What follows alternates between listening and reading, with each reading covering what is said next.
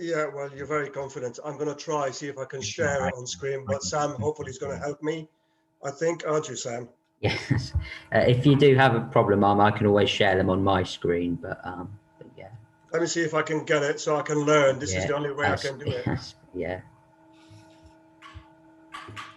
Is it coming up? Does everybody can see it? Yeah. Yeah, that's okay. Yes? Oh, Yeah, good. Oh, God, I'm better than I thought I was. That's really good. Yeah, I mean, if you look at this, and these will be circulated after the meeting, Sam has got a copy to circulate to the network members. And basically, if you look at the way I've tried to lay out, because they only came through very, very late in the day yesterday, so I had to put it all together in some format which we can discuss, because our system isn't the best to read statistics from, I can assure you. But I've basically compared the 3 months figures after our last meeting figures that we had, which is from the 1st of September to the 30th of November 2020. And those are shown in green numbers. Compared those with the almost 3 months after the 30th of November, which is from the 1st of December 20 to 15th of February 21. And those are shown in blue. And where the difference between the previous 3 months and the current 2.5 months, those figures are shown in red. And I've broken them into the different sectors in this Southampton district. And at the bottom there, you'll see the sectors where they cover. So you've got central sector, which is Bargate and Beavers, and central Southampton. The eastern sector will be Woolston, Bitton, East, and Sholing.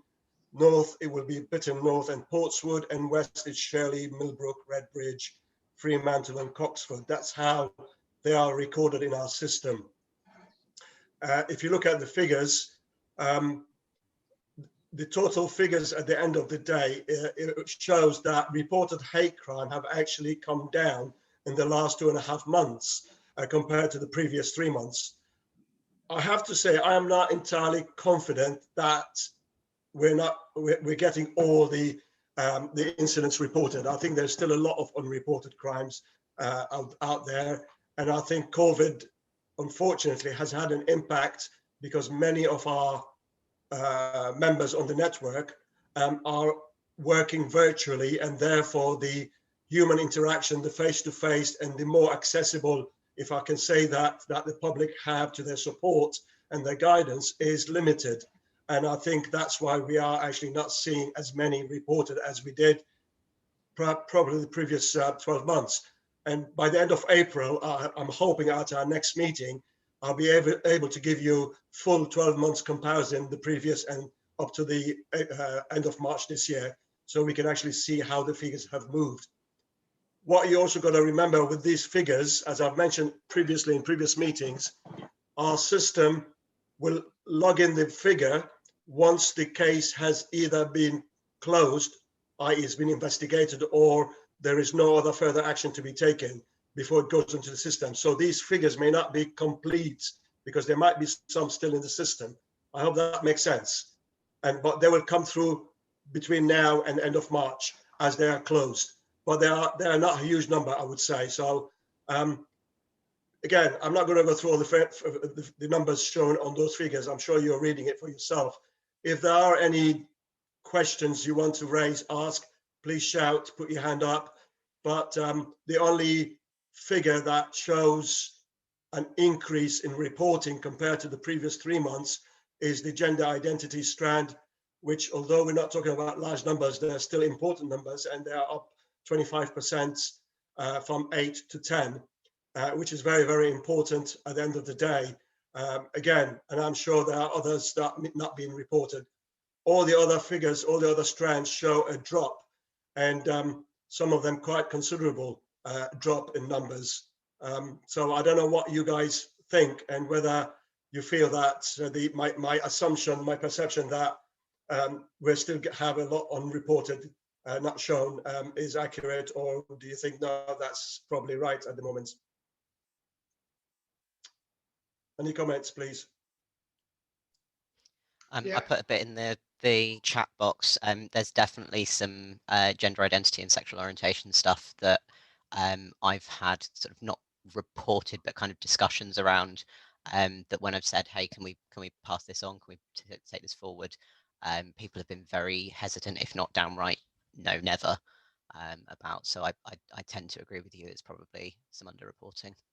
Maximilian, I don't know if you're aware, if you get something like that, and quite rightly, the individual who reported the victim, their requirement is priority for us. If they don't want to report it, they don't want anything done with it, that's fine. But you can still report it anonymously so that we record it.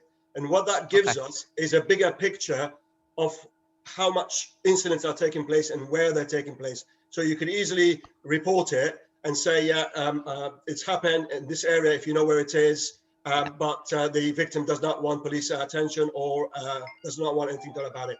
But we will then record it in our system, and it becomes of that bigger picture. Yeah. Yeah, I was under the impression that was just if they agreed to having it reported, but if we can do that anonymously anyway, I'll get on that. Absolutely, as I said, because it helps us to have that bigger picture to know how many incidents, where they're happening at the end of the day. But you're quite right. If the victim doesn't want anything done about it, that's their right, and we will not get in touch with them. Obviously, if we think it's a matter of life or death, it's a different thing. But yeah, it's priority that what they want.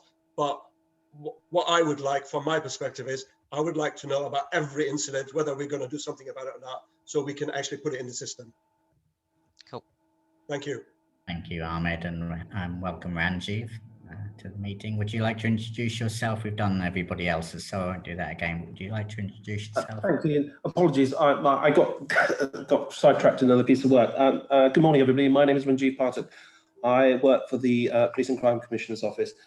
Just a quick, I just wanted to reiterate and kind of support what Ahmed has said in terms of the decrease. I don't think it's a true reflection of what's happening out there. If we look at a similar crime type in terms of like domestic abuse, we've seen decreases in reporting that. So I think it's still happening. Again, I don't back it up with statistics and everything, but my feeling is it's happening. People are not reporting because they're not out and about, and also things are happening a lot more online, on Facebooks and kind of Twitter and things such as that. So I would almost say these figures, to take them with a really big, cautionary tale. They are. Is that you typing, Rajiv? Sorry? Is that you typing? Somebody's No, typing. no, not me. Not me. No. But that's what I mean, again, Ranjiv, correct me, or maybe Beth from CPS can correct me if I'm wrong. But I think also the decrease in reporting is in line nationally with the national figures. So it's not just a Southampton issue. No. Yeah. Sorry, Ranjiv. Yeah, we had our scrutiny panel recently, our hate crime scrutiny panel, which I'll talk to you about later and explain how that works. And the panel chair for our hate crime is Dr. Nathan Hall, who's a doctor in criminology, and he sits on various national hate crime panels. And he actually said that there has actually been an increase in online hate crime, that the figures are reflecting that. So I think by virtue of the lockdown, perhaps the way in which hate crime is being committed is certainly changing. So, for example, he said the nighttime economy isn't in place now. We don't have pubs, nightclubs and what have you. So the hate crime trends that we might naturally see there aren't there anymore, but that actually he's noticing that there is an increase in online hate crime, which we've seen recently through the footballers who are racially abused. So it would seem perhaps the dynamics of hate crime is changing in respect of COVID. But no, certainly that was the feedback that we got in respect to the national picture.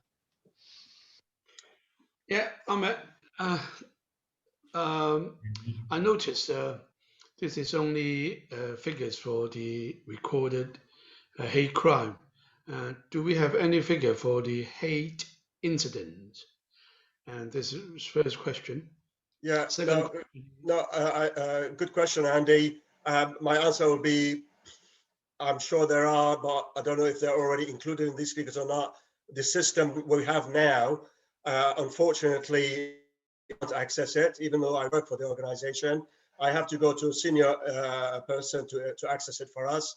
Ranjiv, would you know if those figures are included in these, or are they separately recorded? I would say that, yeah. I mean, just looking at them, these are crime figures, but there are figures for incidents as well. But my gut feeling is this is just crime figures, not incidents. What I'll do, Andy, is thank you for that question, because I never thought about it actually.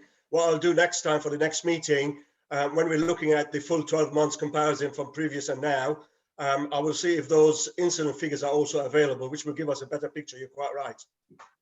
Thank you. And the second question again, going back to what Beth mentioned about the online hate crimes increasing rather than the in-person, and because everyone's doing online now, including ourselves.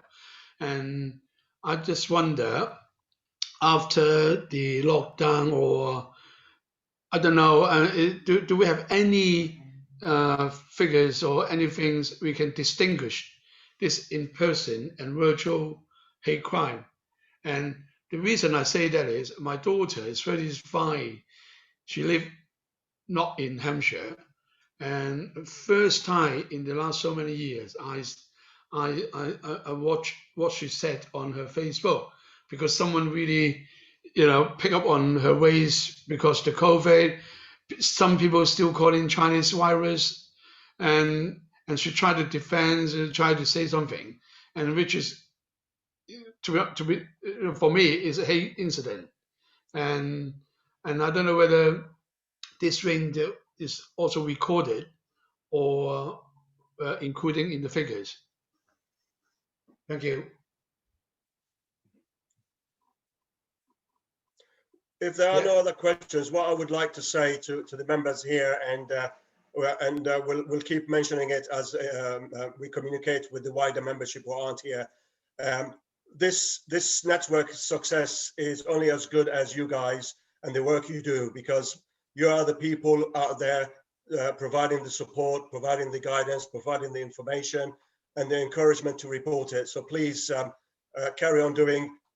Before COVID, you know how amazing the work you were doing when you were able to have direct interaction. The figures we were seeing in Southampton, while some people were worried because they're so high, I always said that I am encouraged, because that tells me more people are confident to come forward and report it so we can deal with it. So please bear that in mind, and I appreciate it's a lot more challenging during COVID. Fingers crossed. And again, I don't want to wish any bad luck on the roadmap that our Prime Minister has given us, but fingers crossed come June, July, we'll all be able to be out there again working with people. But in the meantime, we need to keep making sure that the clients you support, the members that come to you, the way you communicate with them currently, you remind them of the fact that hate crime is something that should not be tolerated and can be done something about if we know about it, please. Yeah, well said. Let's hope that happens. Sam, did you have anything on statistics as well? Yeah, I mean, I was just going to sort of give an update on what's been going on with the Love Don't Hate crime app and reports you've seen on there. But just before I do that, I just want to, on the back of what I think, Ahmed's discussion with Maximilian a minute ago regarding unreported hate crimes and still recording anything that we anything that we deal with, but doing that anonymously if people are unhappy with it being shared. I'm going to mention later on about a system we're thinking about setting up for the network so that we can all record that kind of information easily, and then we'll get a bigger picture of what's actually going on and what we're dealing with as a network, which I'll touch on later. But yeah, I'm just going to give an update on the reports that we have seen through the hate crime app. Now it's kind of what we've just seen with the data for hate crimes in the last few months, and it kind of going down across most strands. I think that's kind of what we've seen with the apps. As in December there were 6 downloads of it and only 4 reports, and then 5 downloads in January and only 3 reports. But yeah, I would be very skeptical. I wouldn't be thinking that shows that hate crimes aren't going on. I think it's just, as Ahmed was saying, it's perhaps a little bit more difficult for people to access the support they need. But I mean, those numbers, we want to have considerable more people using the app, really. I think that might be useful for me to actually just mention now, to be fair. So I was going to talk later about the work that we're doing with the app, but I feel now that I've presented those stats, it might be useful for me to just touch on where we are with the app. I think there's sort of a feeling that it's been useful in what it offers, but perhaps there aren't as many people as we would like to be probably using it. So that our long-term plan is kind of to keep the app, make sure the app can keep going for at least the next year in its current format, and then we're going to be looking at what we need to do to change it, and whether we need to kind of redevelop it completely so that it's more kind of, shall we say, it deals more with what the support that victims and witnesses of hate crime actually want to receive, and it kind of it helps them to get the support that they need basically, because at the moment it's kind of a case, it connects with the reporting center. You can connect with the reporting centers using the app, but there might be more that people want to be able to get from the app in terms of maybe information about hate crime. But we're looking at that, and as we think more about that, we'll have discussions with the network and see what you think as well. But that's just to sort of kind of explain what's happening with the app and how we're trying to improve it. So hopefully we get more people using it. But I think that's that's it for what I wanted to share there. So if anybody I don't know if anybody has any questions right now, or perhaps you can. To item 5 and kind of merge into that. So it's item 5 is about Andy Lyers already talked about issues around online hate crime, but has anybody got any reports to make on recent experiences that they've learned of around hate crime incidents?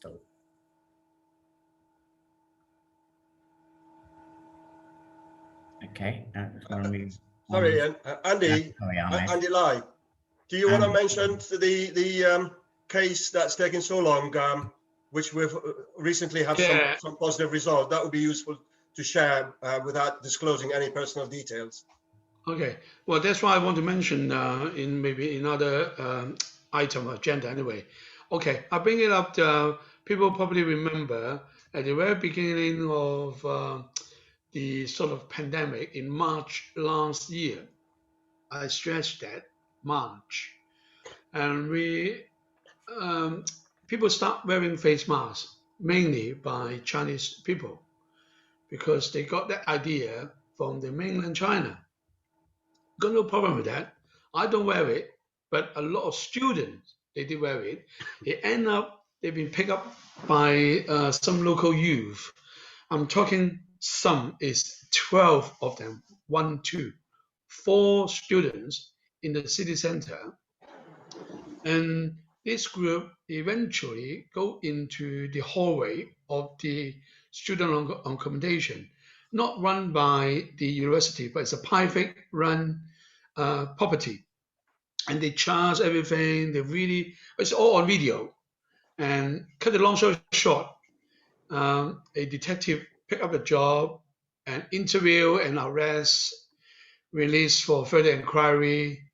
And you're expecting those things could be resolved very quickly, because we got all these known offenders. But as far as I know, the last update from the police is they're still waiting for the decision from the CPS. In fact, I don't think it's a problem of CPS, because the officer only submit the report because we said to them, enough is enough. We try to build up a rapport between the community and the police and the authority, and seem to that there's one very simple excuse: oh, COVID, or we don't have enough people. Imagine one detective dealing with 12 offenders, complicate, arguments or different versions and witnesses and victim. One detective. I don't blame him or her. I think it's her. I don't blame her. I think the management need to really look at. And then they said, oh, this is not serious enough. And I used to be a police officer. 8 years ago, I left because I know the strength will go down really, really thin. And I don't think I can cope with. And I give up. But for these officers, they are, she or he may try to do the job properly, but she hasn't got one job. She may have some more other job. But come to the end, we're still waiting. We are still waiting. Because we've been giving a sort of update. CPS is taking consideration now whether it's charge, NFA, caution, whatever. But we still haven't got the final decision. That is for nationally. Our chairman is linking to lots of, I don't want to say pressure group, but you can imagine that will give a lot of pressure to our organization as Chinese Association in Southampton, because we keep telling people, please report to us. We are third-party reporting center. And then I have the 2 students already back to China. Yeah, I don't think they will come back to give evidence. It's too much for them, and it's the travel restriction anyway. And I don't know. I mean, I just want to bring it up. Yes, problem. Yes, we don't have enough people, and I'm always sad to, all my friends. Sometimes we may need a special team just dealing with a hate crime incident, because to be honest, not every single officer have that passion, motivation, or knowledge to deal with specific crime. Somebody love animal, they're quite happy to deal with animal crime. Somebody love this, somebody like this, and I'm pretty sure that can, hopefully people here, I mean, I feel really, really upset because it is my old fault. I've been a police officer for 33 years. And then I got the victim sometimes laughing at me. He said, are you going to try to defend the police? I say, what can I say? I want to have a harmony society. Honestly, I don't want things happen like this, but it happened.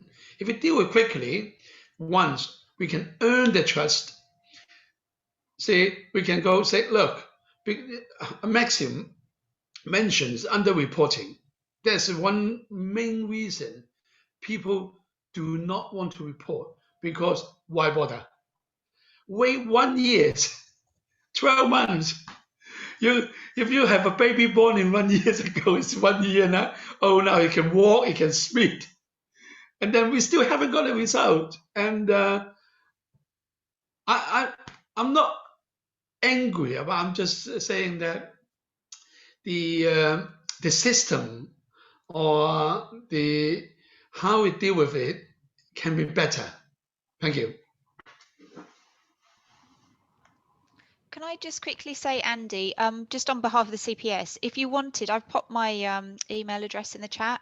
If you want to pass on the details of that case, I'll happily have a look, pass it over to our hate crime coordinator, just to see if where the delays are for that.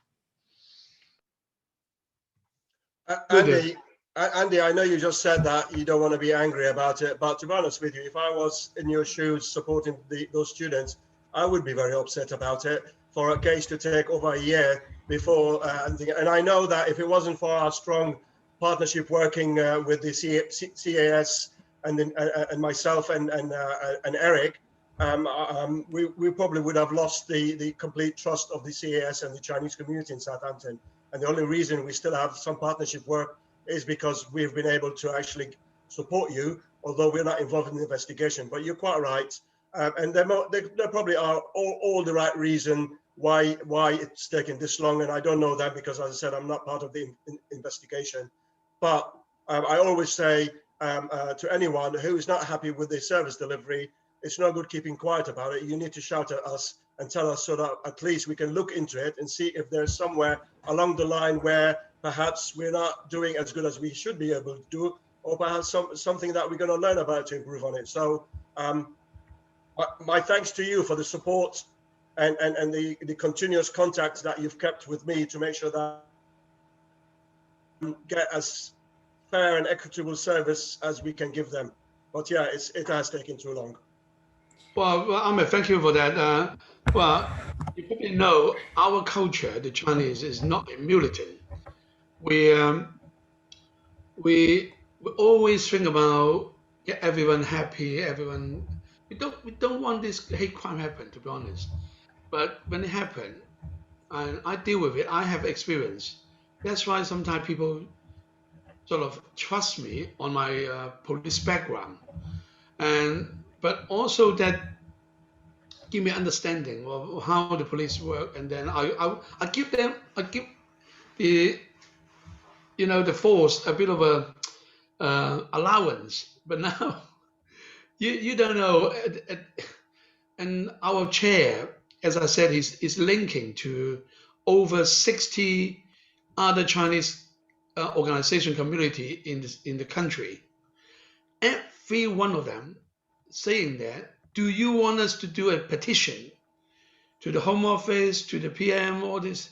I said, do I need to go down that route? And I said, how about we give them a definitely 1 year by the end of February. If nothing come back, and then we will decide. We'll make the decision. I mean, I think, yeah, well, it's 24 today now, and it only got 4 days. I hope that we don't have to wait that 1 year deadline. But again, we understand that. I said it at the very beginning. I don't really want to bring individual, but sometimes as the service, we may have to pick up the job earlier, or the officer themselves, and have to tell their boss, look, I can't deal with this. Unfortunately, that hasn't happened, and hopefully we can learn something from this. Thank you. Yeah, thank you for that, Andy. I think that was really useful to share what issues there are with people's people not wishing to report hate crime because of the length of time it takes to be dealt with. And I think it's sometimes really important for us to know the reasons behind that, so we can try and help people more. So thank you for that. Sorry, it's Rajiv. Can I just quickly come in and say something? Firstly, just to respond to Andy and Ahmed. I think Andy, you've just shown how nice a community the Chinese community are, that you don't want to escalate it to write a petition to the Home Office. I think you should, personally, because you're right. It's not individuals on the front line; it's the culture of the organisation. No victim, in my opinion, should have to wait a year to find out what's happening with their investigation. We have statutory waiting list targets in the health service. Why can't we have them within the criminal justice system? The culture, if we turned it around, and I hate doing this, but if it was, say, for example, a victim of domestic abuse, would they be waiting a year? No, because the culture within the organisation is, this vulnerability, this is serious crime. Hate crime is like for me, hate crime is one of those really,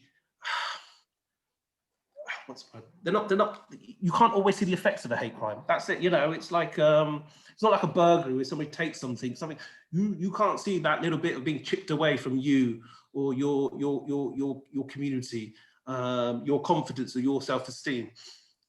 When things go completely spectacularly wrong, that's when people say, oh God, we should have done something. So for me, I think, you know, personally, your chair, because I don't think constabularies will change until they're asked to change and to actually report on these victims and to say, well, why is somebody waiting a year? Regardless of COVID, it's not acceptable. And to be fact that you're chasing that person for updates, I mean, you have the victim's code, they should be updating you. So something somewhere's gone wrong. Okay, we can accept, you know, they've got lots of jobs. I understand that, absolutely, but they could do still as a minimum update you to tell you where the job is in the queue, how long it's going to take, what the problems are. You shouldn't have to chase. So you have a lot of my sympathies. Yeah, well, I think for this particular case, in my personal view is the management should have a bit of a meeting with the victim or the sort of our chairs and to repair the damage already happened. It's service recovery. That's what we haven't got it. You've not had a service, I know, but you still need to recover something. I think I might just have to stop it. That only because we've got a certain amount of time for the. But I just want to move on to the next one. But I realise Jo has got her hand up, so I just want to give her.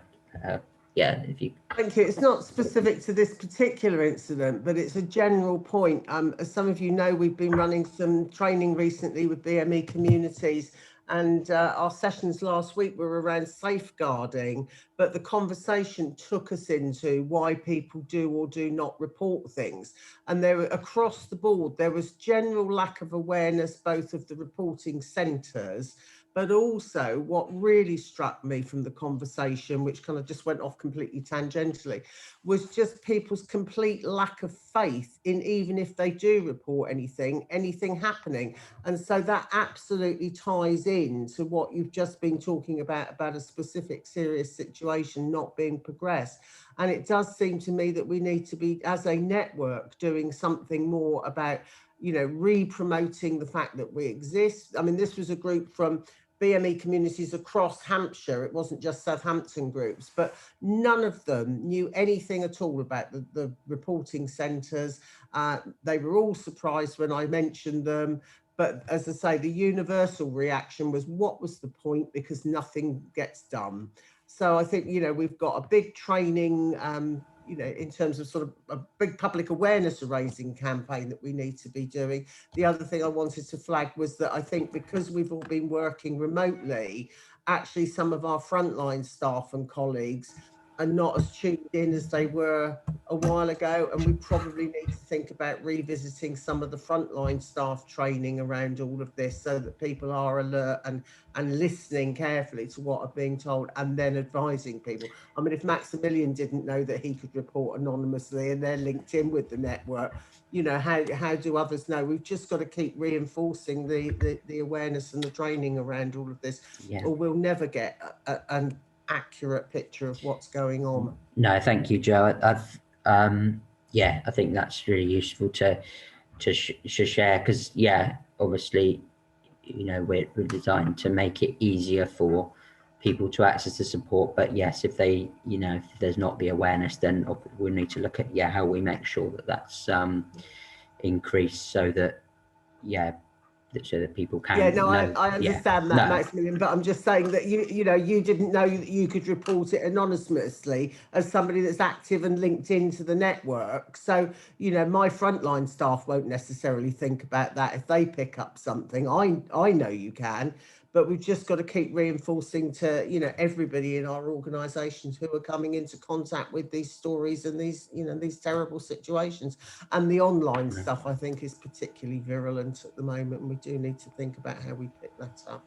No, thank you. So I will have to go on to the next item now. So if you do have anything you want to bring up on this, do mention it in the chat or email me afterwards, just so we can make sure we get on with everything else. And the next item, by the way, may I just say, Sam, may I yeah, just if you say, just quickly, yeah, sure. when I just said that, I think you failed to look at my hand. I raised my hand when the data was put up 4 times, and I'm now putting my hand up 3 times, and you're moving on to the other item. So I feel really quite devalued here. Okay, apologies for So that. you need to look out for people's hands. Sorry. That's what I'm saying. I do have a point to make because I agree with everything that Joe is saying. But the other thing that and we need to be on a continuous, we do a set of hate crime publicity, and then it kind of lies low. But I think what this needs is a continuous thing. And the other thing is that it has been normalized for so long in our communities, because often people also said to me, well, it's really, we should expect this in this country. We should expect it. Well, no, and we should live with it because that's how it is. So we need to take that away from the communities and this lack of knowing reporting centers and all this kind of thing. But the other point I want to really make is a serious link. Yesterday I was at a meeting where there was some mention of suicides high amongst young people. And I wonder how much or how one can make a link between that suicide levels that are rising and this hate crime or hate incidents that might be happening online. Is there any way that links can be made through that so that you can actually deal with the issues at grassroots? Or it can be domestic abuse as well that can lead people to, which is hate related, which should be linked into hate crime as well, I think. But how we do it, I don't have the answers, but I think it's something we need to think about. Thank you for that. It's useful to comment on. No, yeah, just so people are aware, Ian has told me that he's going to be unable to join much of the meeting, so I'll be chairing it in his place. But next item I'm going to go through is what I was talking about earlier, what we've been thinking about developing as a network to make it easier and simpler for people to record the incidents and hate crimes that they're dealing with, even if people are, as we said before, even if the victims don't want it to actually be reported. This is just so it's recording how we're dealing with incidents. We've kind of decided on using an online system that's easy and simple for members to just kind of log what incidents they have dealt with. We're thinking about doing that through a Google Forms system, which we felt is quite simple to use. So what I'm going to do is just share my screen and show everyone kind of what the system kind of looks like if we were to use it. If you just bear with me a second.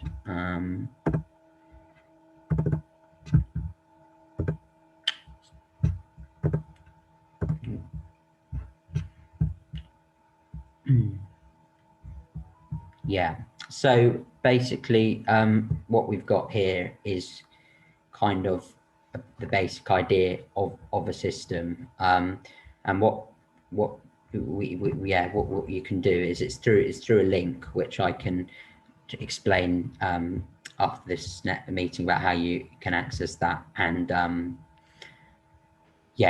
get onto to this page to log the report. But basically you can put your details in, what organization you're from, your name and basic things like that, and then also kind of things like what type of the reason for the hate crime, other things about the offence, kind of what it was that they experienced, and also where the hate crime happened as well. So that's the basic information, and then finally what support you've given as well. And yeah, but basically we kind of felt if we have a record of that kind of information, as I said before, for any hate crime, because we're keeping it anonymous, we'll get a better idea of kind of where we're dealing with hate crimes, who's being targeted regularly, and also yeah, and also things like what type of offences are people experiencing as well.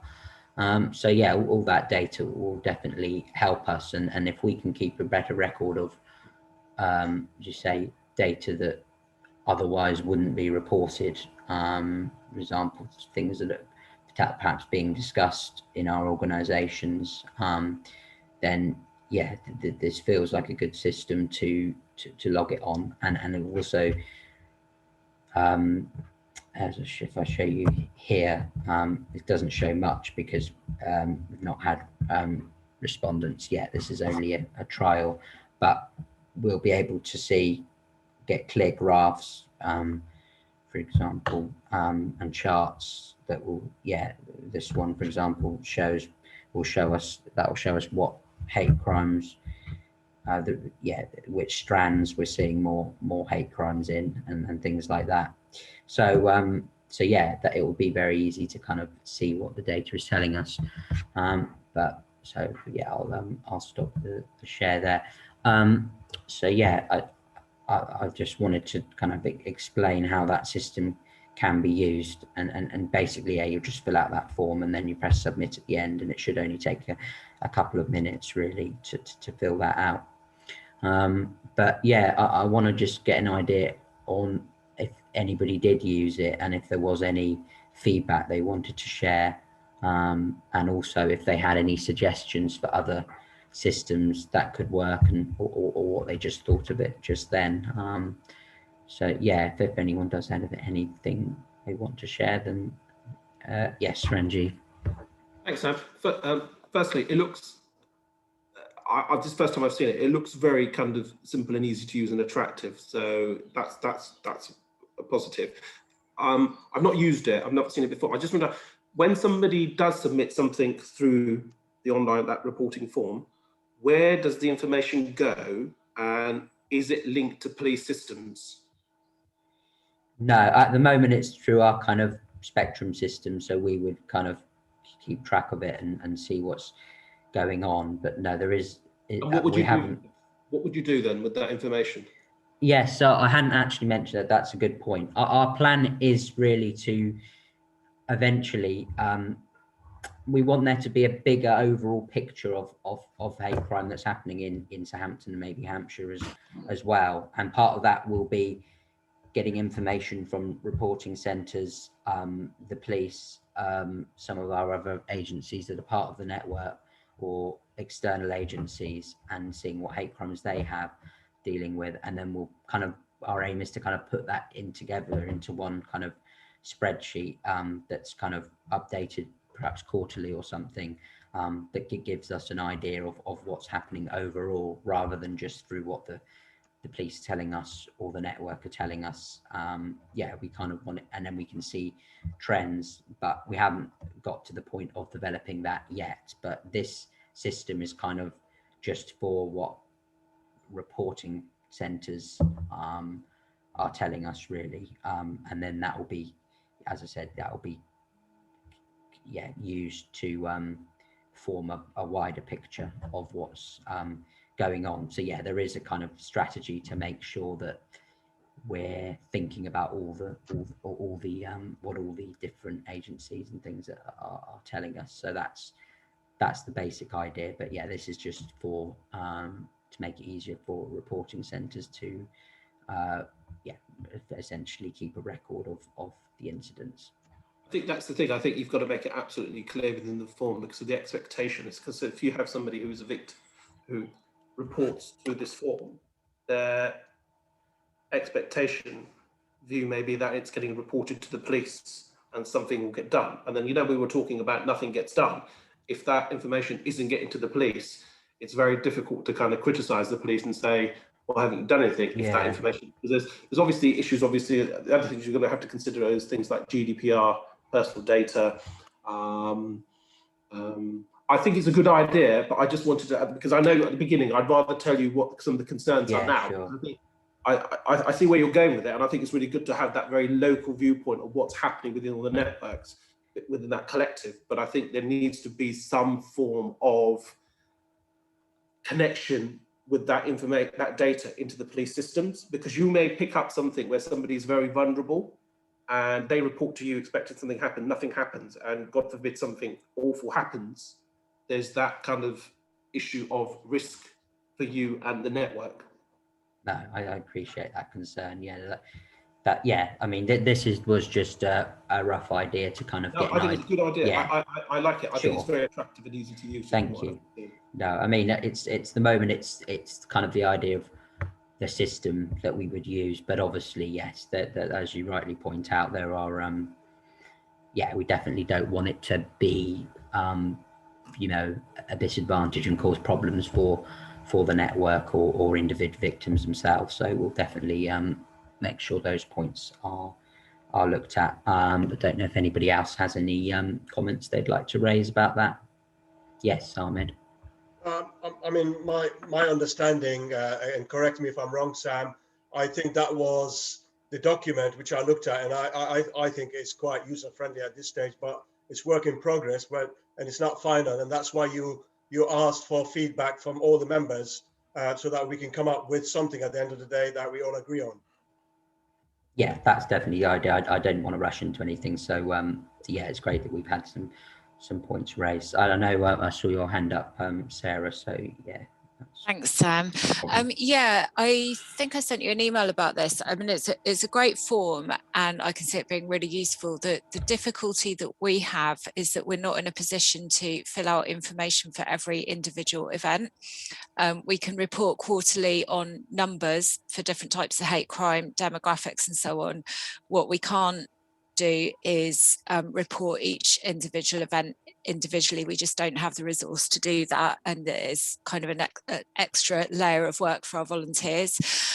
So I don't know, there's some way to kind of, those organisations who need to report in a different way can still input the data so that you've got it. I just think it's it's something that needs thinking about, because obviously we all record things quite differently and all have different processes for the reporting and so on.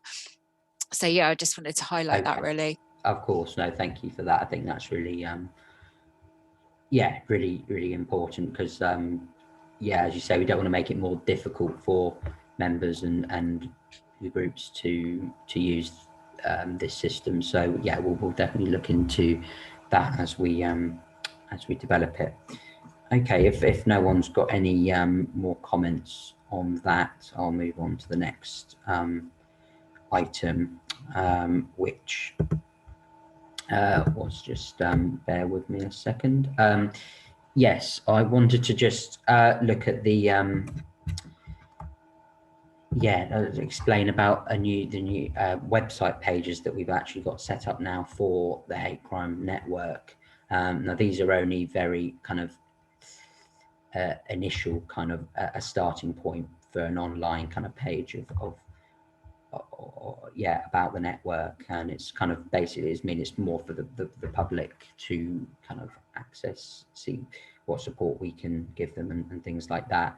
It's through the Spectrum page website. It's very easy to access.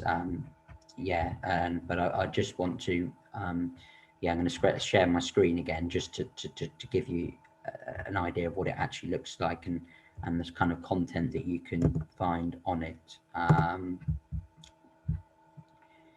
So yeah, if you just bear with me a minute.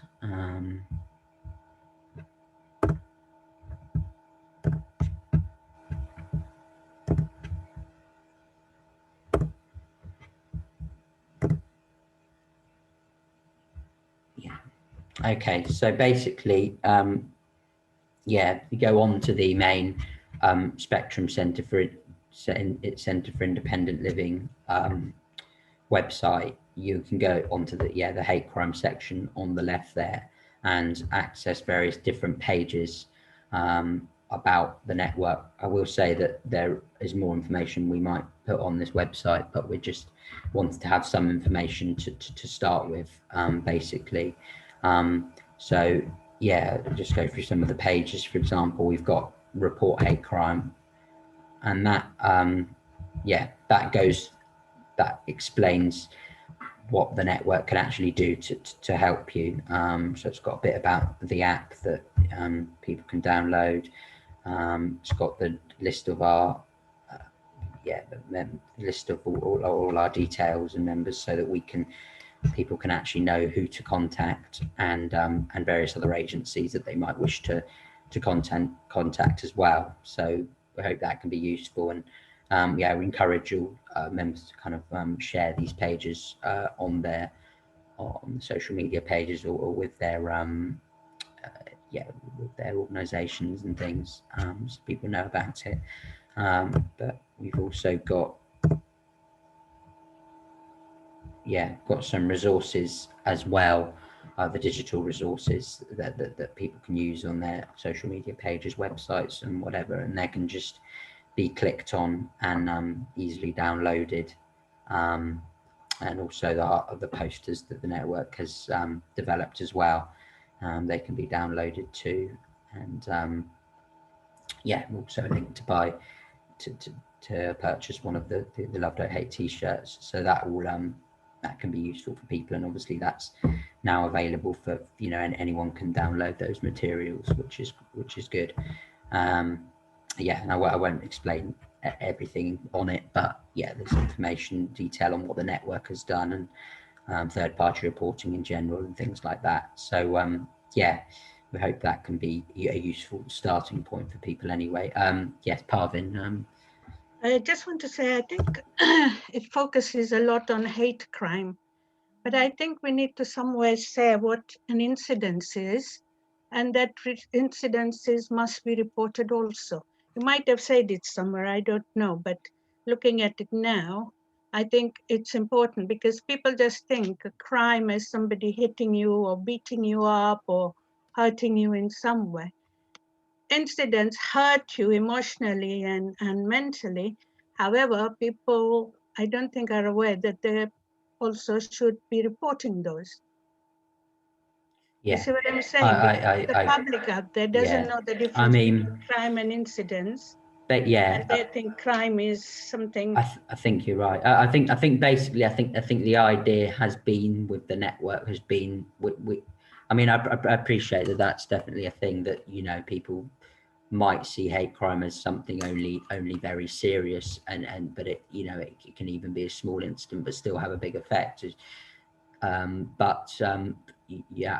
with kind of the hate crime network, our thinking has been that kind of we want people to see it as serious, and they may not, if they view it an incident, they might not think of it as serious, but it might be worth us thinking about how we can make sure that we are it's just for clarification for people. I think really.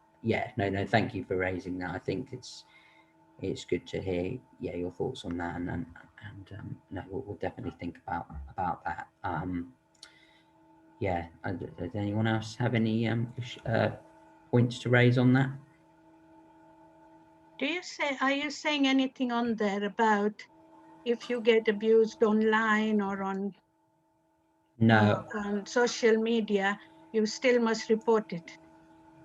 No, I mean, to be fair, this is just the early kind of initial pages of what we want. I mean, it's not to say we're not going to develop them further and make sure that there are is more content available, and especially talking about how different hate crimes are dealt with. So that kind of, I mean, that's kind of why I wanted to raise it today with the network. So if that's something you think might be useful, then we can definitely think about that too.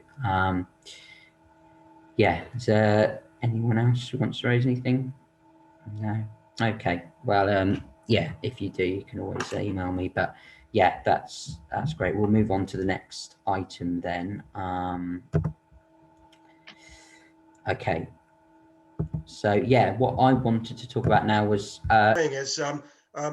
it's still early days for this network. We're only 3 years old, to be honest with you, and it's grown much quicker and much faster than we anticipated when we started it. And it's you, the community, who started it.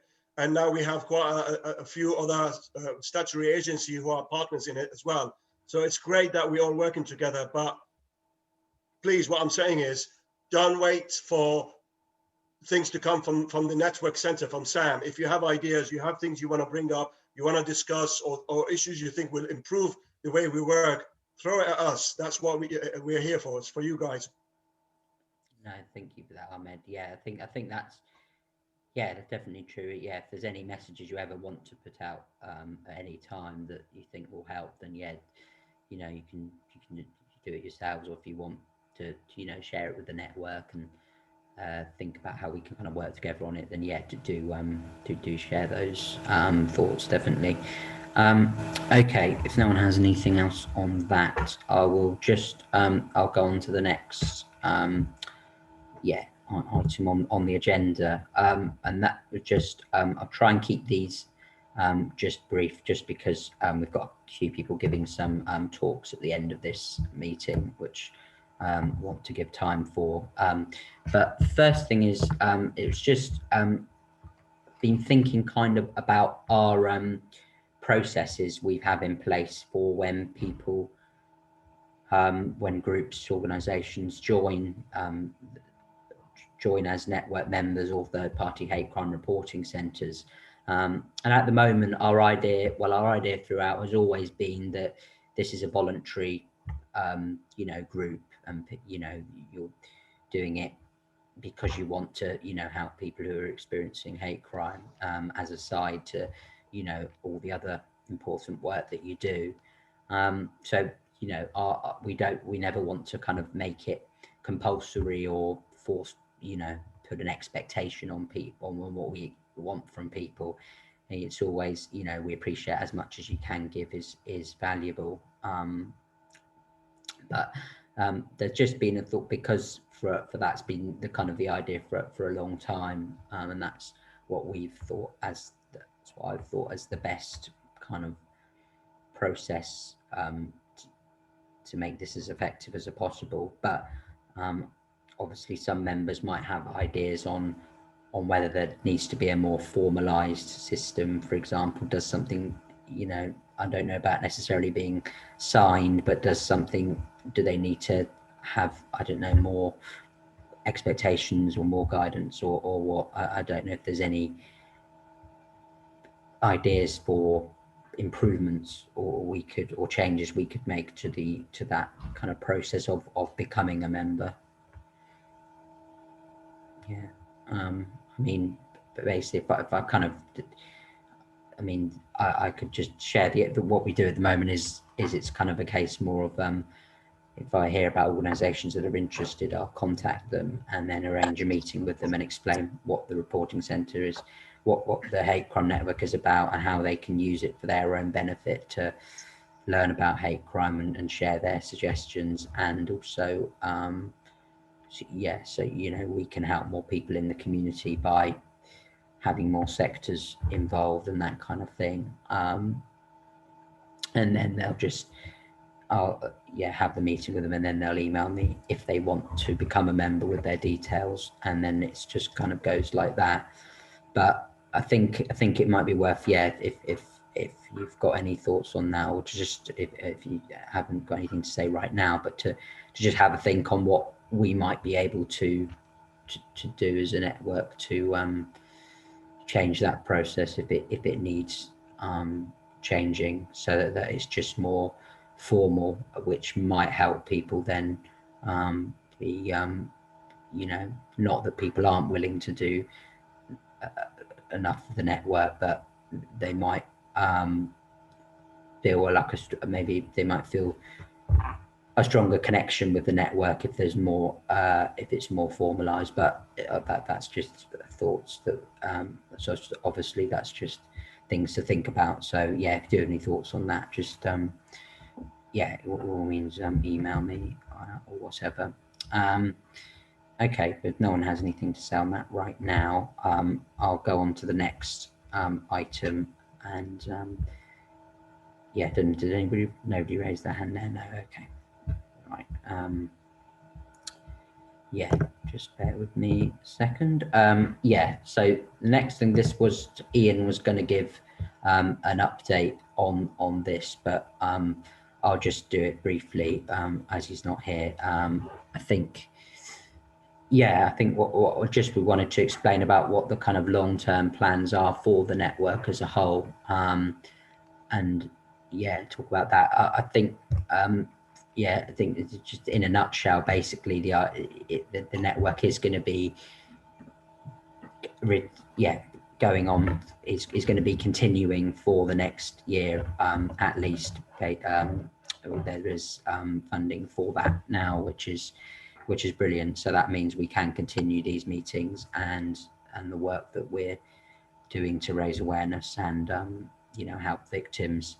So yeah, just to tell people that it is going to it is remaining in place for the foreseeable future, and we hope that beyond that there'll be if our work can improve in the next 12 months, which I'm sure it will, then we can carry it on into the next few years. But that's obviously for the future. But for now, I just and I will be kind of remaining in my coordinator role as well, and I think that will help to maintain what we're doing and develop it further. So yeah, it's good news, and I think that it's useful for everyone to know that that's happening.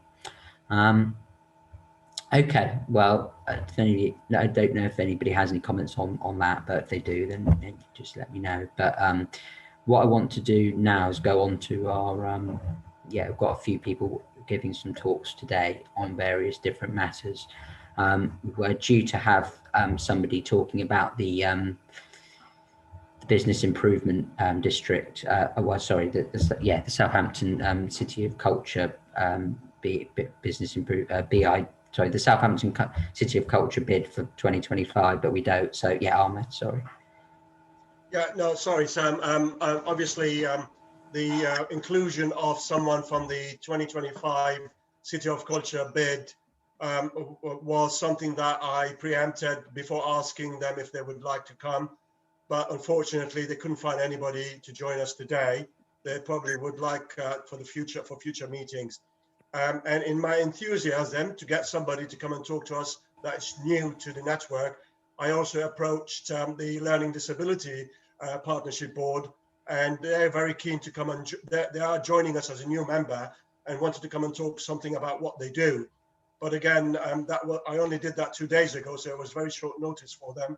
But Kate Dench, who facilitates the Learning Disability Board, has asked me if I could just mention that their whole ethos when they get together to talk about, because they are made up of different partners who provide support to individuals with learning disability, mental health issues, autism, that sort of things. So they do amazing work, and they will be very welcome to be members of this network. What I'm going to do, Sam, is Kate has sent me a link about a report that MENCAP recently put together, which I've looked at. It's quite informative, and I think some of you, if not all of you, will find it quite a useful link to look into and get the information. So I'll send you that link, then you can circulate it to the wider membership, if that's okay. Yeah, of course. Yeah, so that's where that speaker is on the agenda. So my apologies for being too enthusiastic. No problem. Well, I think that's still still useful to hear about what the work the MENCAP are doing and stuff. So yeah, no, definitely I'll share that round with everybody. Okay. So could I just yeah. come Oh, in sorry, there? Joe. Yeah, absolutely. Sorry, it's difficult managing seeing people put their hands up in there. I think that's a really helpful development to make the link with the learning disabilities world. And as you know, I've previously suggested that we look at if there's any way of bringing together the Safe Places Initiative, the Hate Crime Initiative. SVS is now leading on Dementia Friends in the city. And it does seem to me that this network could look at a kind of wider supported places kind of agenda for people, which picks up all elements of safety and concerns, because, you know, by nature, as organisations that are concerned with hate crime, we're also the sorts of organisations that are concerned with supporting people if they have panic attack or whatever it is, you know. So I think there is some wider links that can be made, really usefully made. So I really welcome that, and I'd like to see us consider whether we could develop that further with other strands of initiatives that are going on in the city around mental health, around dementia, around the Safe Places agenda. I think that would be really, really useful to go forward. Fully agree, Joe. And some of our most vulnerable individuals in our society, in our communities, are people with learning disability, mental health issues. So yeah, no, I fully concur. And as I said, hopefully from now on, in future meetings, the Learning Disability Partnership Board will be part of this network to share and work together. I do wonder, though, whether we need to slightly adjust our language, because we do talk about hate crime, and, you know, it kind of goes back to the previous discussion, really. People don't understand what an incident is and what a crime is, and they think that incidents aren't significant enough to report and what have you. And I think we probably need to talk about hate incidents and crime, so that we constantly reinforce that we are interested in that wider agenda, not just the narrow agenda. It's just a suggestion, but I think unless you reinforce it with the language you use when you're talking about things, we won't ever get that message across. Okay, well, thank you for that. I mean, there's all we've always kind of had to think carefully about what the language we use, and I think we thought like hate crime was the best to kind of maybe, you know, to emphasize the seriousness of it, but you know, that there might be might be worth looking at how we can change language in the future to cover everything. I think that's important, because obviously we do stand for everything. So yeah, no, thank you for raising that. Okay, as if nobody has anything on that, anything else? I just want to, before I go on to the next section, I do just want to, so I can give at the time for the speakers that we need, but I'm planning so that we can kind of raise awareness of what we've kind of talk about as a network. I mean, I might not do it, but I wanted to see if people had any issues with me posting, because I've recorded today's session, posting it onto the Hate Crime Network's Facebook page. If there are any concerns with that, then I understand that, and that's fine. But it was just an idea, so I wanted to raise that. So yeah, if anyone does have any concerns with that, then please do let me know in the chat box. As I say, it's just an idea at the moment. Okay, well, what I'll do now is we'll get onto the speakers section. So yeah, we've kindly got Hayley O'Grady joining us from Hampshire Constabulary, and yeah, I'll pass it over to Hayley so she can introduce herself and explain about what we're so yeah, Hayley, we're going to hear from Beth Sparks from CPS as well. So I was going to say, perhaps if you had, perhaps talk for maybe 10 minutes or so, and then we'll give a chance for questions. That's okay with you? Yeah, lovely. 10 minutes feels like a long time, but I do know that I can talk. So can I just check you can all hear me and everything, because I'm actually having to do this on my phone, because we haven't actually got access via the computers at work. So is that all good? Yes. Yeah. Okay, good.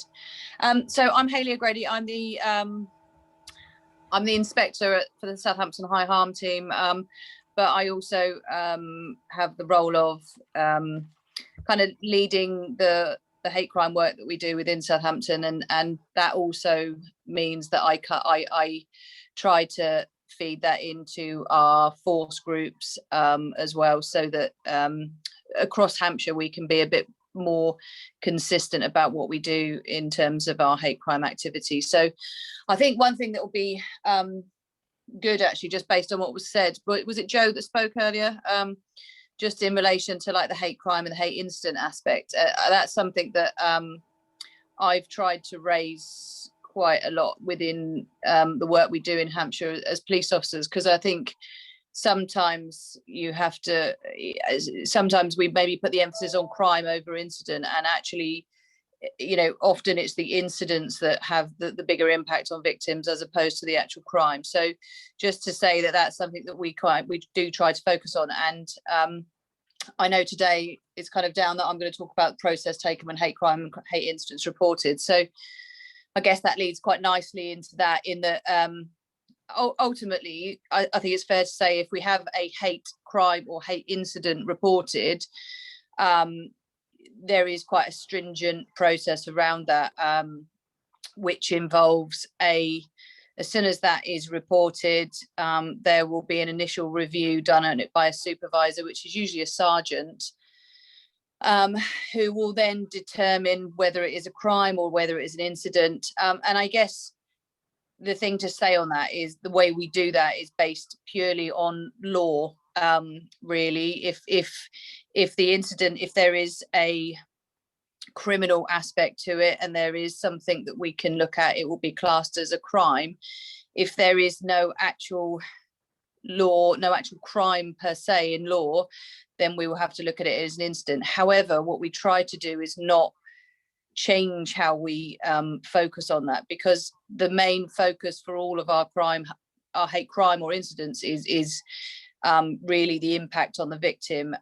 Obviously, we try to do as much as we can from an investigative point of view, but sometimes, probably more often than not, that can be quite limited.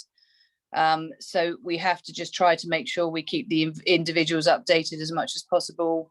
We also need to take into account how they feel about it and what they want, because I think sometimes in the police service we can get a bit carried away with the prosecution aspect and what we can achieve, because we think that that's what people want, but actually sometimes, and probably hate crime is one of those times when that isn't always the case. So we have to make sure that we're really aware of what the victim's wishes are in that situation. So that then once that review is done, we will then look into what is available for us from an evidential point of view. If there are victims that we can talk to, if there are witnesses that we can talk to, and anything we can gather from an evidence point of view, CCTV, etc. If that is not the case, and we don't have that evidence and we don't have a crime, then we just need to make sure that we are providing the victim with a service that is suitable for them, and that we're able to also signpost to any support services that they may or may not be aware of. And we need to make sure that we have an enhanced service in relation to this as well, because of that significant impact on the victim. And at the end of all of that, regardless of whether it's a crime or an incident, there is a requirement for these to be reviewed by an inspector, by the district inspector. And that is the main reason for that, is to, one, make sure that we have really expedited all this, whatever we can, taken whatever opportunities we can to have a positive outcome in relation to that. Now, again, that doesn't necessarily have to just be the prosecution. That can actually be what we have done for the victim, what we have done for the witnesses. And and I guess sometimes there is also an aspect of I'm quite keen to look at what we can do in terms of learning for any potential perpetrators, because sometimes we all know that sometimes these incidents happen as a lack of understanding, a lack of education or whatever. So we have to look at the opportunities for all people involved to see if we can get some kind of positive outcome. And at the end of that has to be reviewed by the inspector, who will also take into account any wider community issues, I guess, as well. So, for instance, if we have if we have reports about a similar incident or whatever, and it's within a certain community, we need to take into account the impact that that is going to have within that community, and if there's going to be any cohesion issues or whatever associated to that. So there is quite a stringent process in terms of how we deal with hate crimes and hate incidents. I think it's probably a good time to mention something I wrote down today that I'd quite like to talk about, and that I'm considering, and I would be interested to know whether you think it would be a useful thing and a good idea. Is so we've recently had a situation where we had a hate crime, and it was a really long process in terms of the investigation, and there were multiple reasons for that, but obviously it has an impact on the victim and other people involved.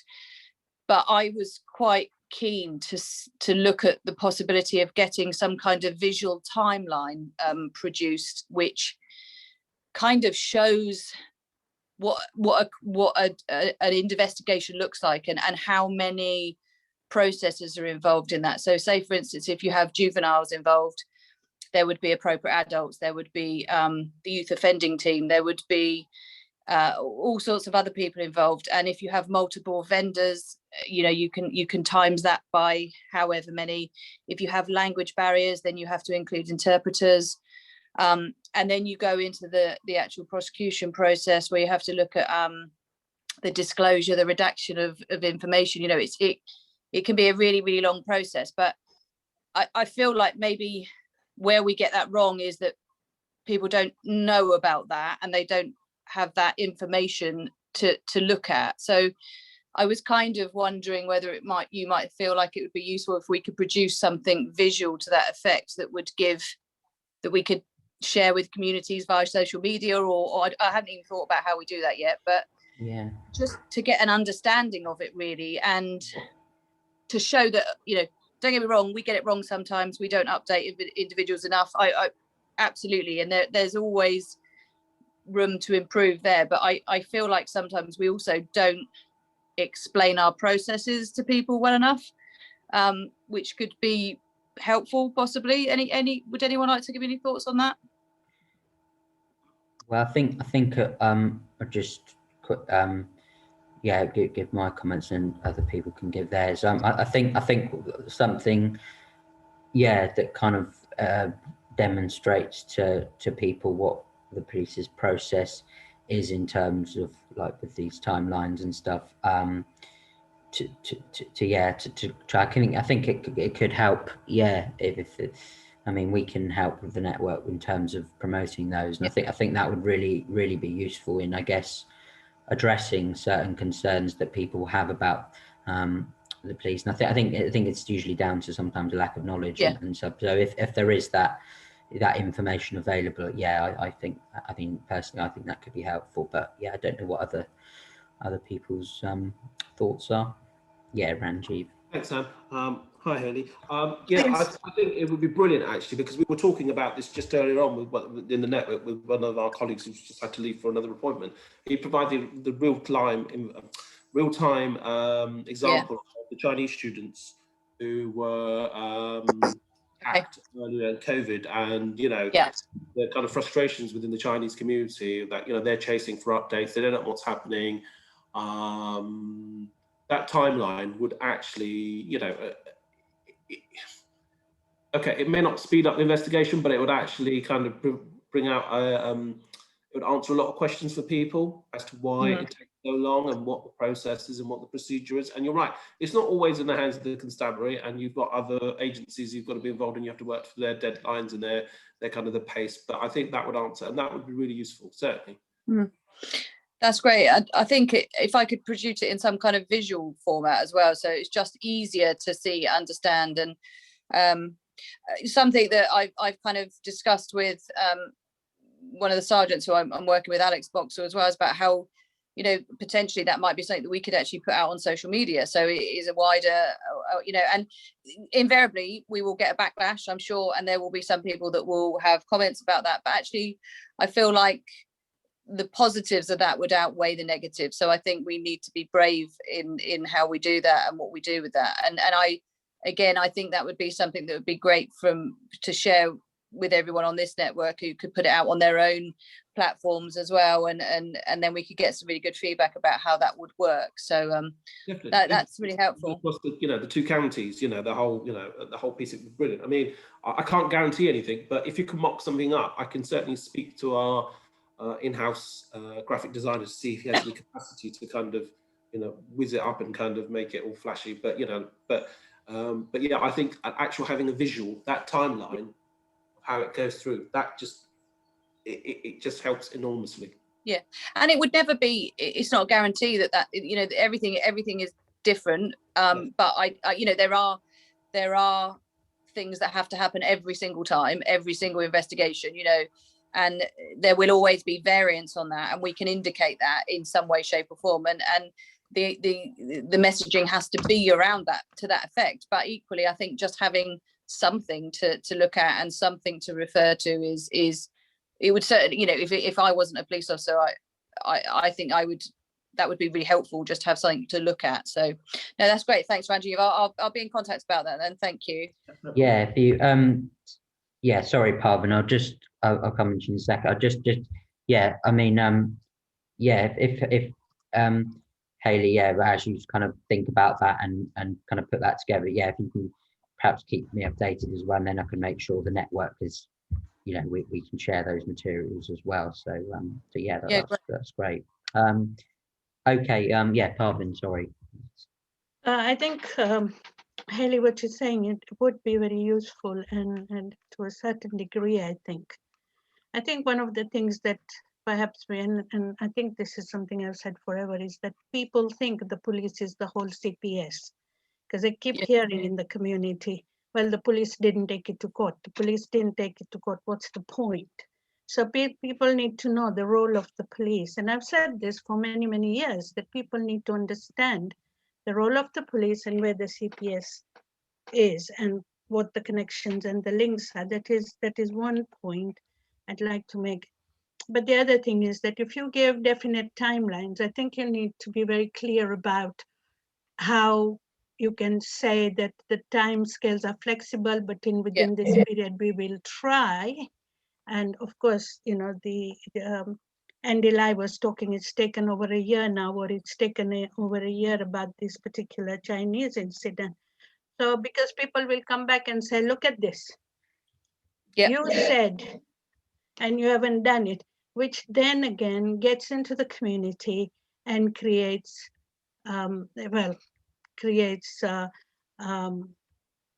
attitudes around no confidence. Already there is no confidence in some of the aspects of policing, but certainly that would add to that. So I think you need to be clear about what the process is, what it actually means. Crime process might be different to incidents process, and what are the differences. So you need to, I think, and it needs to be simple language, no jargon. Pictorial is very good. Yeah, pictorial absolutely. is very good, because it cuts across people with no English language, but also people with learning disability or mentally compromised people. So it can cut across all kinds of populations. Yeah, no, definitely. I mean, I'm not a fan of jargon either. I get very, I sometimes sit in meetings and not really understand what's going on, but absolutely. And I think your point about what I would avoid in doing this is actually giving a time period. It would be an example timeline, as opposed to we would expect to have achieved it in this time, because I think and I think that's actually the point of it, in that we're saying we can't put a time limit on investigations. We can say that we have an expectation for someone to have contacted a victim within 7 days or whatever, that sort of thing, they are in place. But I think in terms of a finished product of how long it takes from the minute of something's reported to actually a conclusion, that is the issue. And that is, I think, why we need some kind of guidance or some kind of information for communities to understand that that there is no time limit on how long it takes, and the reasons why are X, Y, and Z, and everything that happens. So I think that will be the most important aspect of it, that we get that message across, and that's exactly why we will be doing it. So no, that's really helpful. And I wonder as well, I mean, Ranjit will have to help me on this, whether, you know, it might be that once we get something produced, we might actually be able to produce it in some different languages as well, which would be great as well, I think. So yeah, no, that's lovely, thank you. Yeah. I can't actually read some of the messages, sorry, I'm on my phone and they're kind of coming up a little bit, a tiny bit at the bottom, so I'm not sure if there's anything else that I need to be answering, sorry. I'll just say really, really quickly, because it ended up being a much longer message than I thought it would be. But I really second this. I think it would be really good. From our perspective, at Victim Support, we kind of routinely find that people can become quickly dissatisfied, but that might not be because of what the police are doing. I think a lot of the time it's just managing expectations and them not knowing what's due to happen next. And I really think this would help massively. And a lot of the time we are often contacting the victim before the police are, after reporting, because we will contact a few days after, and obviously depending on crime type, you know, as you said, it might be 7 days after before police call. So we are often faced with many questions. Well, when am I going to hear something? What's happening next? Because people understandably get confused. They think we're the police, and obviously we explain that we're not. But even having this understanding within, you know, our caseworkers and our members of staff that are routinely having these conversations, you know, our role is to obviously support the victims, but also in doing that, it's managing those expectations and working with the police. And if we had a better understanding of what that timescale looks like, or just roughly, we can actually aid that process a little bit better, and that, you know, and that relationship that the victim will have with the police, if we can start kind of managing that at a very early on. And I know that's really difficult to do, but anything like that would be really beneficial for us, I think. That's great. Thank you ever so much for that. That's really helpful. Can I make 2 points? One is, I think what is important, and I often hear from people, is about regular feedback. Yeah. People, you know, the police disappear, they're doing the investigation for God knows how many months or whatever. And then it is impossible for people to contact them and contact the officer sometimes. To be clear that the officer will give their name and the number to people so they can contact, and a general line where people can ring up and say, I haven't heard anything, or I want to find out about this, or whatever, that people can actually then ring and have confidence that if they ring, it will be dealt with. 101 sometimes takes ages, and people are not always confident about 101.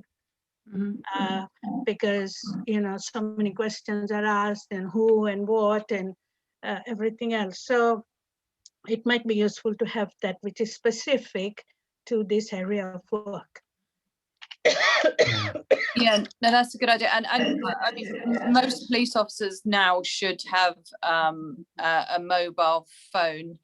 I guess the only thing that makes me a little bit nervous about that sometimes, and relying on individual officers, is the shift pattern. So and sometimes the only problem with the situation where they have their access to the investigating officer's mobile number is they tend to ring them in crisis, and they aren't always available. So but absolutely, because that can be part of the stipulation, that obviously if it's an emergency, then they phone 999, and but yeah, that's fine, and I'll make sure that's fed back, and it is achievable. It's just there is a nervousness around that sometimes as well, because obviously officers aren't on duty all the time, and sometimes when you have that relationship with an individual officer, that tends to be the first point of call, which, and when they're not available, it is a barrier sometimes. But equally, as long as that's explained and outlined at the beginning, hopefully then that should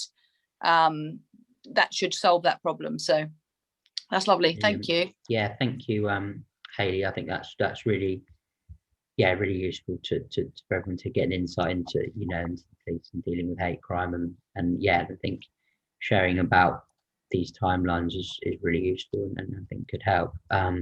But yeah, just so we've got enough time to hear from Beth Sparks from CPS. I'll hand it over to you, Beth, and yeah, you can introduce yourself and I guess the work that you wanted to share around the scrutiny panels.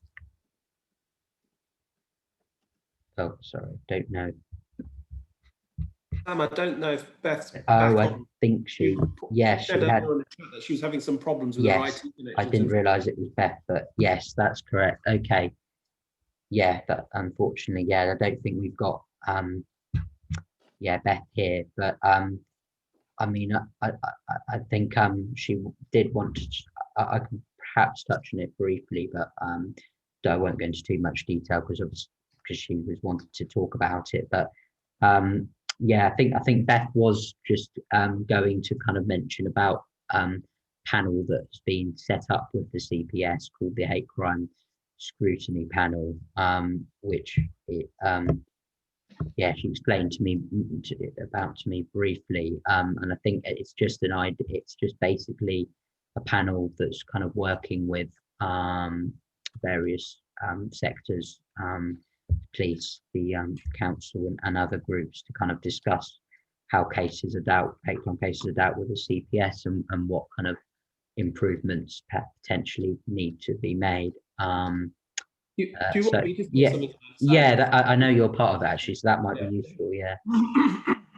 So the actual, excuse me, the panel is it's the CPS Pan Wessex area scrutiny panel. So that's Hampshire, Wiltshire, and Dorset, and we meet on a quarterly basis in Salisbury at the courts there. The panel itself is chaired by Dr. Nathan Hall, who was a criminology lecturer in Portsmouth, focusing on hate crime, but he's now moved to Surrey, but he still chairs the panel. So what would happen is that Beth and a member of the panel would in advance go and randomly select around 10 cases to review, covering each of the 3 policing areas, but also each of the different hate crime strands. And then we, as a panel, would work through to see whether the investigation, whether the investigation was correct, whether the outcomes were correct, if there's any improvements or advice that could be given. It's a combination of professionals and kind of community leaders and organisations that represent different characteristics within the 3 policing areas. It is very representative. There's a hell of a lot of paperwork, unfortunately, though. It has been going on for a couple of years now. I think I've been a member for 3, but it's been in existence before then. It's one of the few strong panels, I would say, hate crime panels, CPS panels within the country. They do have a web page on the CPS Wessex website. If you wish to become a member or like to know more information, I think please contact Beth. She's the coordinator of the panel. Yeah, and I can pass her contact details around to everyone. But yeah, some of you may have seen I sent out some emails the last few months on the newsletters that have been developed from this panel, and that outlines the cases that are actually being dealt with and what improvements are potentially going to be looked at and things like that. So I'll continue sharing those round so we've all, we can all see what the panel is actually doing. And Beth is going to be kind of hopefully joining some more of these meetings in the future, or other people from the CPS. And if members do have any concerns or issues they want to perhaps be looked at the meeting, then they can always kind of liaise with Beth. Or I mean, they can liaise with her at any time if they have things they want to discuss about the CPS. She also said that that's fine. But yeah, well, I think that's kind of it for the meeting as a whole today. So yeah, thank you for everybody's comments and the talks we've had. But yeah, obviously there might, we'll just find out if there's any other business that people have. So yeah, we'll move on to any other business, and if you've got anything you wanted to bring up that's not been discussed, then welcome to do so. Yes, Hayley. Oh, hi. Sorry, I keep having to move my phone to talk. Just something quickly, actually, I wanted to mention. so within Southampton, in the we're now trying to start an IAG scrutiny panel for obviously the hate crimes that we look at, and I'm really keen for it to be really representative of the community, as opposed to just using our sort of batch of IAG members that we have for lots of other things. I think it's kind of super important when you're looking at hate crime that the people looking at it are, you know, those people that will have an opinion, will have lived within those communities and can have an understanding of what we're trying to achieve. So it's just a plea, really. I do have some members that I can approach, but having spoken to Ahmed yesterday, you know, I felt like it might be a really good time to see if anybody on this group, you know, would be interested in being an IAG. Then if they want to contact me, I can try and put them in contact with a lady called Belinda within the force who actually deals with all our IAG stuff. So I think it's really valuable. It's a really useful thing. No pressure. I'm just putting it out there. Thanks, Thank Hayley. you. If you can, if you don't mind, maybe just giving me a little bit of perhaps information about that panel, and I can perhaps pass that on to the network, and then members who didn't attend today also can consider that, because I'm sure there'll be lots of people who'd be interested in joining something like that. So yeah, thank you for raising that. Okay. Sorry, Ahmed, I saw you had your hand raised.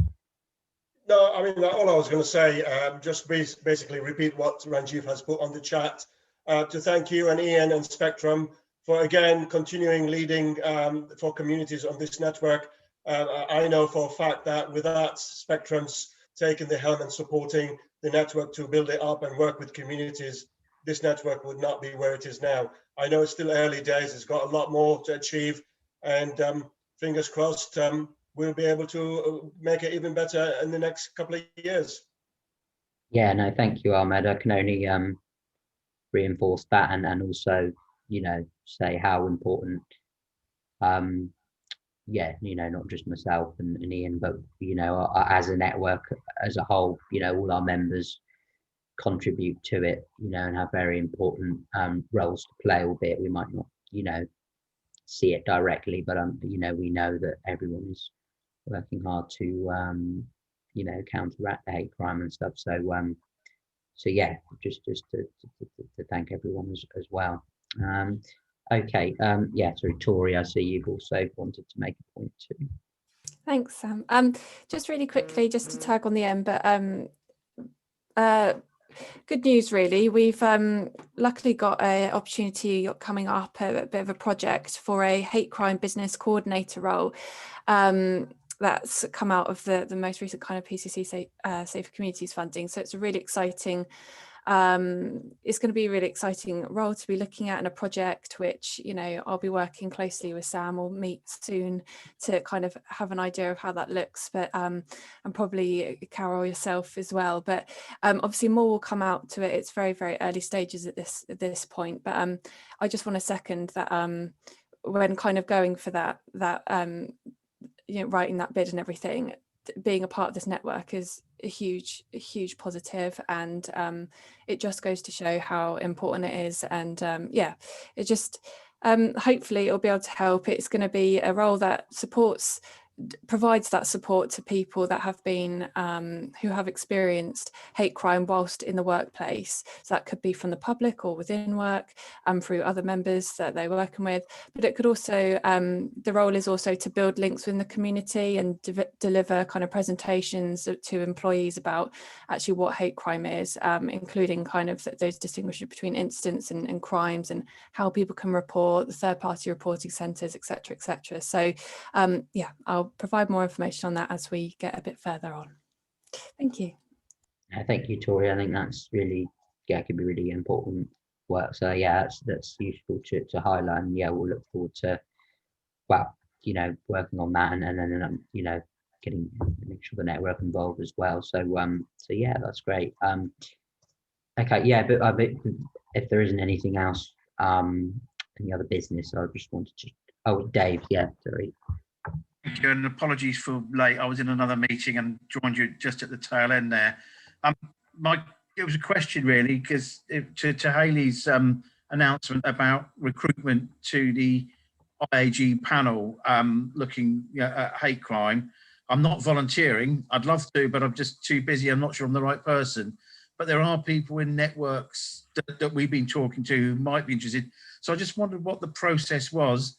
If there are people that I knew that might be interested, what forms they need to fill, what the job description is, anything we can be of help with, Hayley. If you can drop me a line, I'll go and sort of see if I can point some people in the right direction to join you on that. Yeah, no, that'd be lovely. I can't say I know the process off the top of my head, but what I'll do is I'll get the information and I'll send it to yourself and Sam, if that's okay. Brilliant, thank you. Thank you. Okay, so Tori, did you want to mention anything else? Or you had your hand raised? Oh, okay, I thought you had your hand raised, but no, okay. All right, well, I just wanted to state something before, before we left today, but first of all, thank you to everyone for attending and sharing the thoughts. I think we've got some really useful thoughts on how things can potentially be improved, or what we need to consider with certain things, which is going to be really useful to carry forward, and we can only do that through hearing your ideas and suggestions. So many thanks for all your thoughts on the various issues today. But yeah, I just do want to apologise to those that may have had their hands raised throughout the meeting. I didn't perhaps give them an opportunity to talk. I mean, I'm just trying to still get used to how it works with lots of people and managing it and seeing people who've got their hand raised. So I will get better on that and make sure we do hear from everyone. But yeah, I do apologise to anyone if that was an issue. But okay. No, there aren't any other comments. The next meeting we've got is on the 28th of May, 12 to 2. But again, I'll make sure there's the information in the weeks leading up to it about the meeting, and I'll be sending out the action points for hopefully by the end of this hopefully by the end of this week. But yeah, once again, many thanks to everyone, and I'll look forward to seeing you all at the end of May. So yeah, once again, thank you everyone, and take care. Thank you. Be safe, everyone. Thank you. Bye. Bye. Thank you.